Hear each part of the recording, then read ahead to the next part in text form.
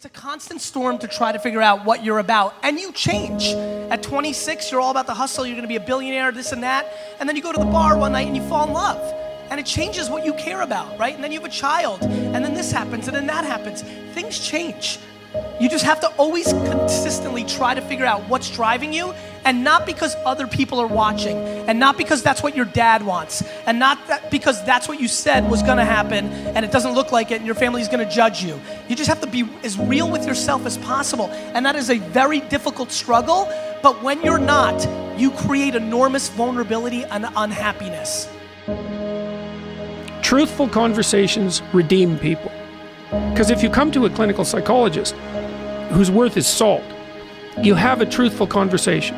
The conversation is, well, here's what's wrong with my life, and here's what caused it. You know, maybe it takes a year to have that conversation, and here's how it might be fixed. Here's what a beneficial future might look like.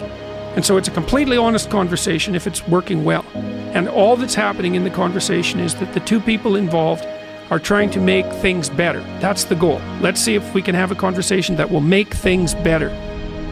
I think one of the factors in the resistance to these ideas of discipline and of taking responsibility for yourself is people recognizing that they're not doing that in their own lives, and they get upset, and instead of looking internally, they try to attack the thing that's upsetting them. They attack your message, they attack the philosophy behind it, rather than look internally and objectively and having some sort of introspective point of view where you go, okay, am I reacting to this because this resonates? Like I'm missing this aspect of my life?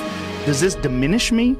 Or is this guy pointing something out that I can benefit from? Very few people are willing to do that. Very few people are willing to take that critical moment to look at their own behavior and look at their own thought process and wonder if the actual adverse reaction they have to this person's message is because they know that they're wrong.